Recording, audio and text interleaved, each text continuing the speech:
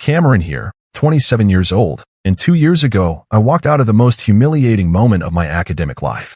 Professor Harrison Walsh had just told an entire classroom that I'd never make it in engineering, that my background was inadequate, and that I should reconsider whether graduate school was right for someone like me.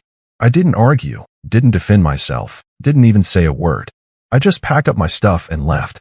What Walsh didn't know was that his public dismissal had just lit a fire that would burn down every assumption he'd made about my capabilities.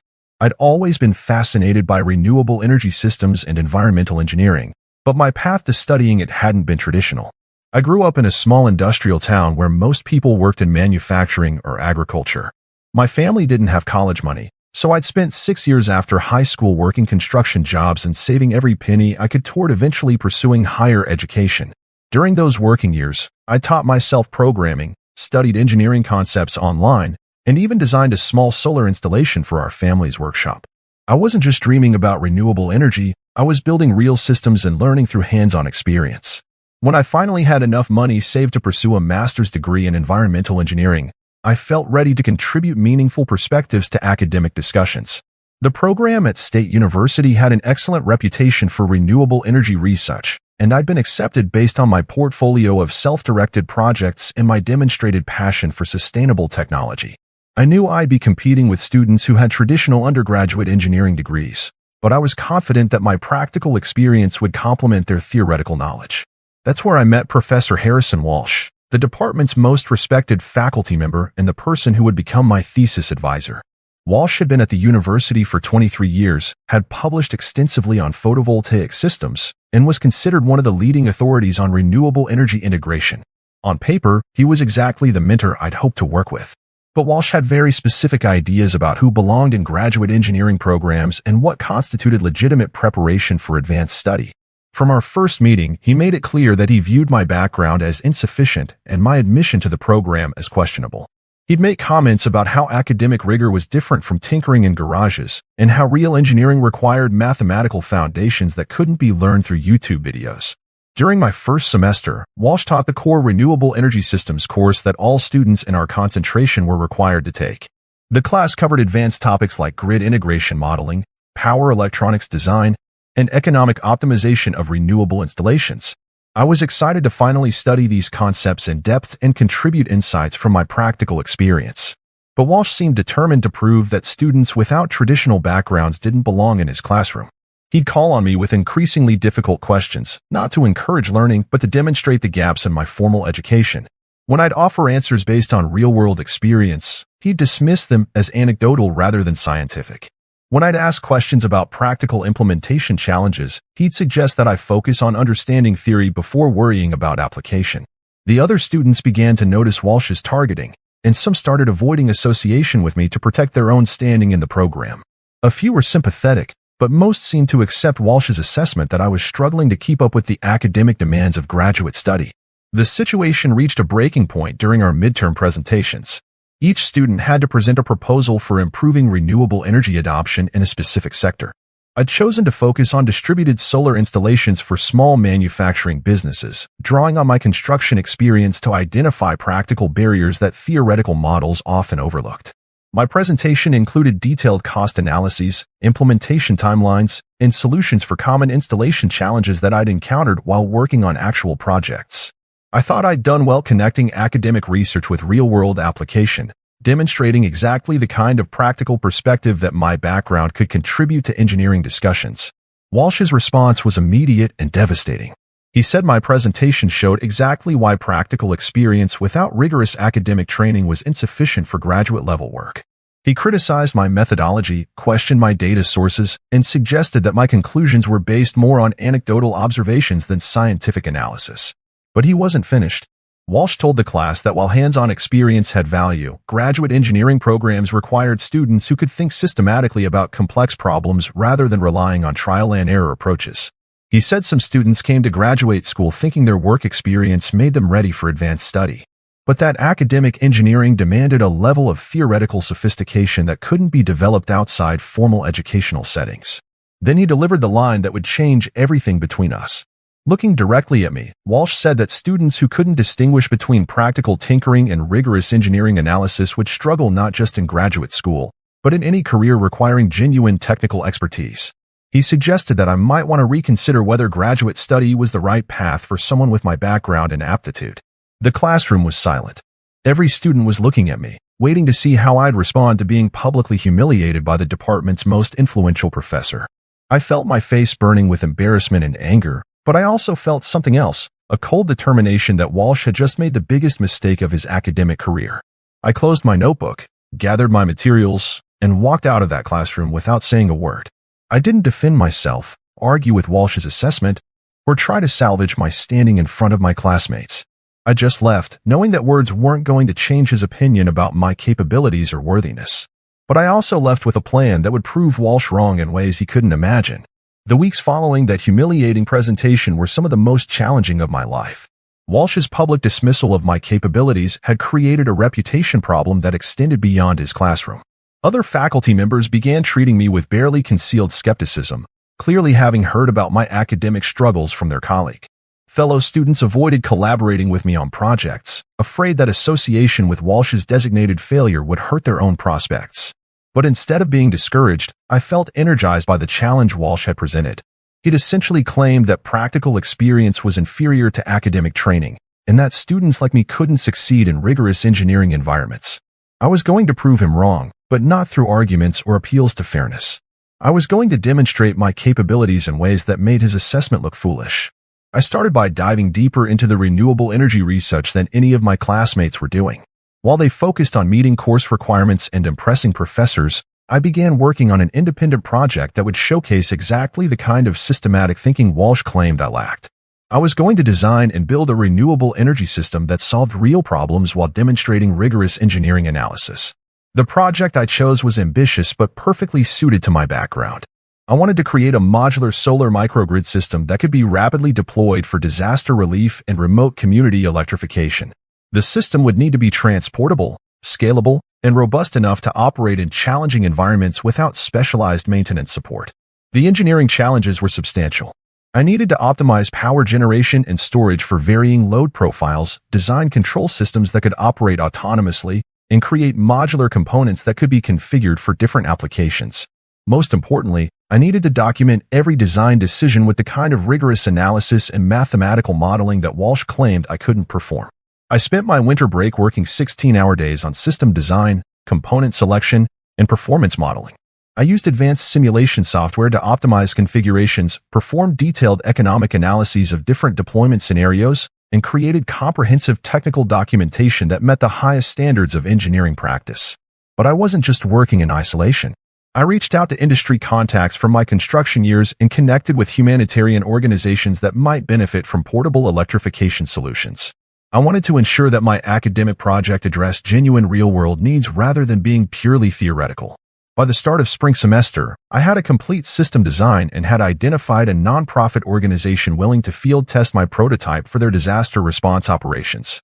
More importantly, I'd applied for and received a substantial grant from the Department of Energy to fund the construction and testing of my microgrid system. The grant application process had been rigorous and competitive, requiring detailed technical proposals, budget justifications, and letters of support from academic and industry partners. The fact that my proposal had been selected for funding meant that experts outside the university had evaluated my work and found it worthy of significant investment. When I submitted my grant award notification to the graduate program office as required by university policy, the response was immediate and revealing. The department chair called me in for a meeting to discuss my project and understand how I'd managed to secure such competitive funding as a first-year graduate student. During that meeting, I learned something that put Walsh's behavior in a new context. The department chair mentioned that Walsh had been struggling to secure research funding for his own projects over the past few years, and that several of his recent grant proposals had been rejected for lacking practical relevance or industry connections. The irony was perfect. Walsh had been criticizing me for prioritizing practical application over theoretical rigor, but his own career was suffering because funding agencies wanted to see real-world impact rather than purely academic research. My ability to connect engineering analysis with practical implementation was exactly what modern research sponsors were looking for. Armed with this information and my successful grant application, I made a decision that would change the trajectory of my graduate education. Instead of continuing to endure Walsh's hostility and work within a program where my advisor had publicly questioned my competence, I requested permission to transfer to a different research group and work with a professor who valued applied engineering research. The transfer was approved quickly, partly because my new advisor was excited about the grant funding I'd bring to his lab, and partly because the department administration recognized that my project aligned better with the university's strategic goals for renewable energy research. My new advisor, Professor Chen, had a completely different approach to mentoring graduate students. Instead of trying to prove their inadequacy, she focused on helping them develop their strengths and contribute meaningfully to important research problems. She was impressed by my technical work and excited about the practical applications of my microgrid project. Under Chen's guidance, I refined my system design and began the construction phase of my project. The work was challenging but rewarding, combining advanced engineering analysis with hands-on problem solving in exactly the way I'd hoped graduate school would allow. Meanwhile, Walsh continued teaching his courses and supervising other students, apparently unaware that the student he dismissed as academically inadequate had just received major federal funding for innovative research that addressed exactly the kind of challenges he claimed required theoretical sophistication. But I wasn't satisfied with simply succeeding despite Walsh's predictions. I wanted to create a moment where his assessment of my capabilities would be publicly revealed as completely wrong. I wanted him to understand that practical experience combined with rigorous analysis could produce results that purely academic approaches couldn't achieve. The opportunity for that demonstration was coming sooner than I expected. The opportunity I'd been waiting for arrived in the form of the annual Renewable Energy Symposium, a prestigious conference where our university showcased its most innovative research to industry leaders, government officials, and academic peers. The symposium was competitive. Only the most promising projects were selected for presentation, and being chosen was considered a major honor for graduate students. I submitted my microgrid project for consideration, knowing that Walsh would be on the selection committee and would have the opportunity to review my work. The proposal I submitted was comprehensive and technically rigorous, documenting not just my system design but also the federal funding I'd received and the field testing partnerships I'd established. When the acceptance notifications were sent out, my project was selected as one of only 12 presentations for the symposium. More importantly, I was chosen to give the opening presentation, highlighting my research as an example of the kind of innovative, practical engineering that the university wanted to promote. The symposium was scheduled for late spring, giving me several months to finalize my prototype and prepare a presentation that would demonstrate exactly the kind of systematic thinking and technical expertise that Walsh had claimed I lacked. I wasn't just going to present research, I was going to unveil a working system that solved real problems while advancing the state of engineering knowledge. During the months leading up to the symposium, word spread through the department about my project and its selection for the prestigious opening slot. Some faculty members who had been dismissive after Walsh's public criticism began showing interest in my work. Students who had avoided collaborating with me started asking questions about my research and expressing admiration for my grant funding success. Walsh's reaction to my symposium selection was predictable but satisfying. He made comments about how presentation selection sometimes prioritized flashy practical applications over rigorous academic work. He suggested that industry audiences were often impressed by demonstrations that lacked theoretical depth. Most telling, he questioned whether first-year graduate students were ready for the kind of exposure that symposium presentations provided. But his concerns were overruled by the department leadership, who recognized that my project represented exactly the kind of high-impact research that enhanced the university's reputation and attracted additional funding opportunities. They wanted to showcase work that combined academic excellence with practical relevance, and my microgrid project delivered both. As the symposium approached, I felt confident that my presentation would speak for itself. I'd spent months refining not just the technical content but also the educational aspects of my work. I wanted to demonstrate that practical experience could enhance rather than compromise academic rigor, and that real-world problem-solving required exactly the kind of systematic analysis that Walsh claimed to value. The day of the symposium arrived with perfect weather and an impressive attendance of nearly 300 participants, including representatives from major renewable energy companies, Department of Energy officials, and faculty from universities across the region. The opening presentation was scheduled for 9 a.m. in the main auditorium, with the entire symposium audience present. As I set up my presentation materials and prepared my prototype demonstration, I could see Walsh in the audience, sitting with other faculty members and looking skeptical about what he was about to witness. He had no idea that the student he'd publicly humiliated 6 months earlier was about to deliver the kind of presentation that would establish a reputation and launch a career. My presentation began with a clear problem statement about the challenges of providing reliable electricity for disaster relief and remote community development. I explained how existing solutions were either too expensive, too complex, or too unreliable for rapid deployment in challenging environments. Then I presented my solution, a modular microgrid system that could be transported in standard shipping containers, assembled by non-specialists in under 4 hours, and configured for different power requirements and environmental conditions. The system incorporated advanced power electronics, intelligent control algorithms, and robust energy storage, all designed using the rigorous engineering analysis that Walsh claimed I couldn't perform. But the real impact came when I demonstrated the working prototype I brought to the symposium. The system powered the auditorium's lighting and sound equipment while I explained its technical specifications, performance characteristics, and economic advantages over alternative approaches.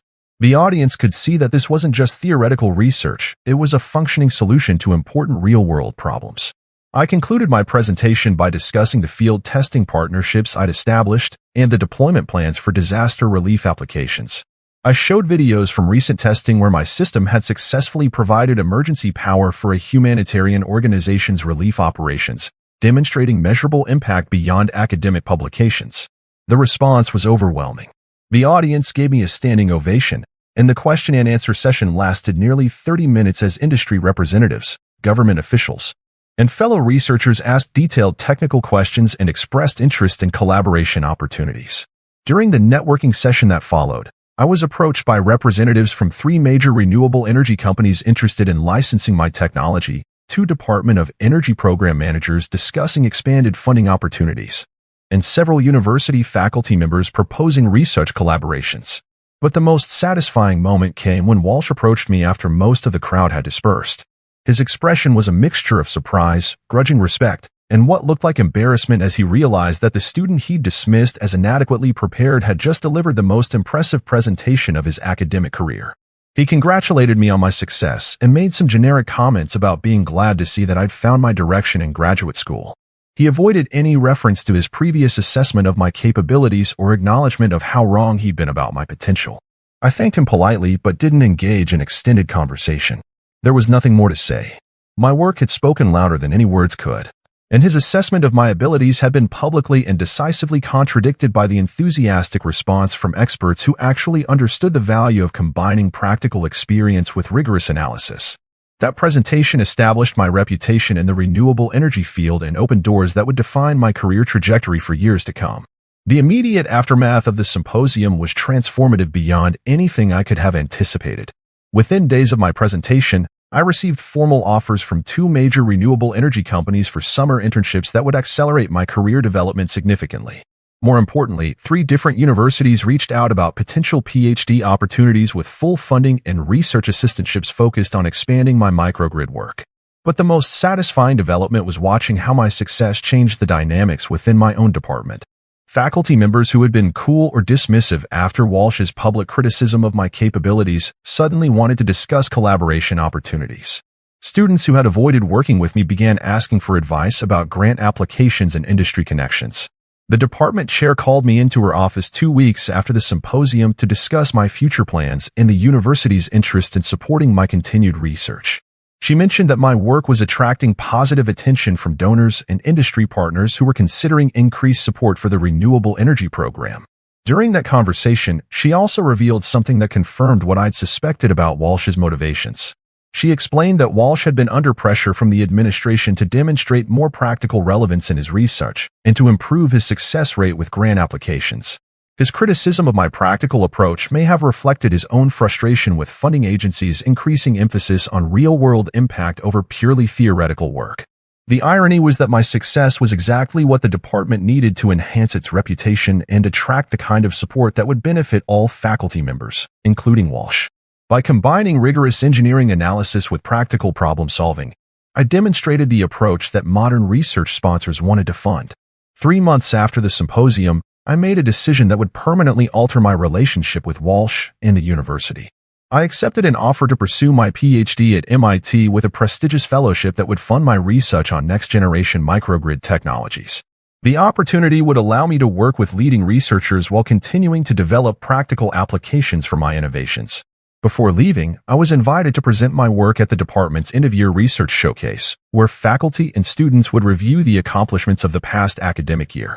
This would be my final presentation as a student in Walsh's department, and I wanted to make it count. My presentation focused on the broader implications of my research and the importance of bridging the gap between academic engineering and real-world implementation.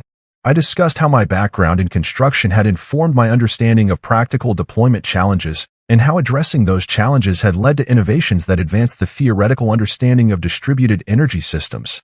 I explained that the most significant engineering breakthroughs often came from combining different perspectives and experiences rather than following traditional academic pathways.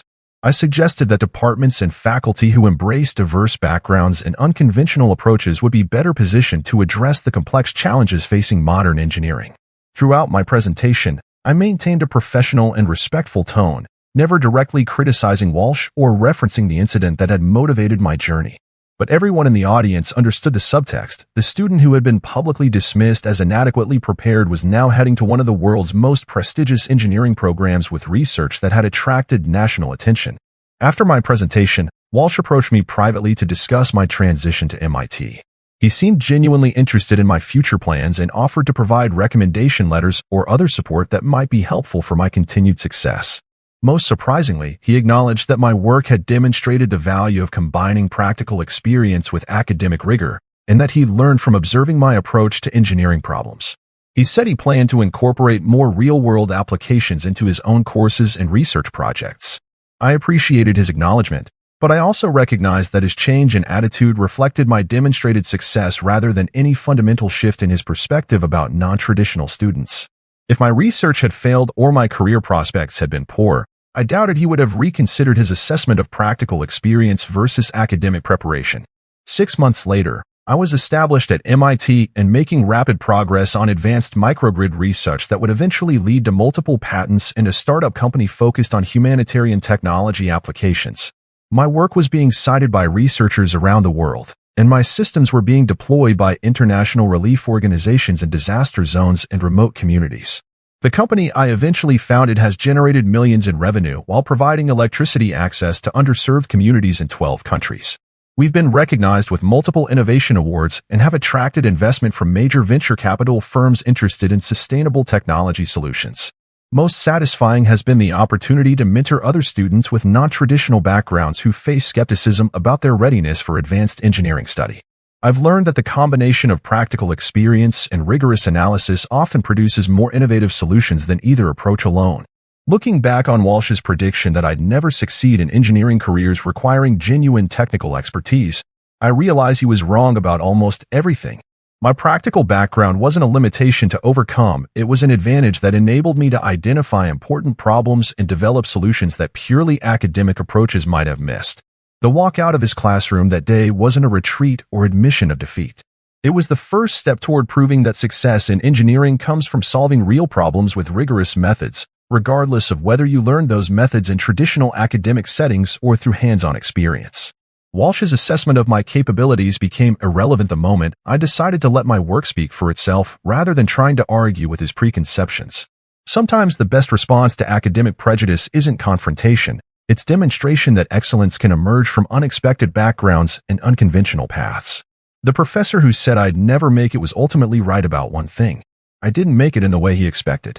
I made it in ways that exceeded his imagination and redefined what success could look like for students with determination, creativity, and the courage to prove doubters wrong through action rather than words.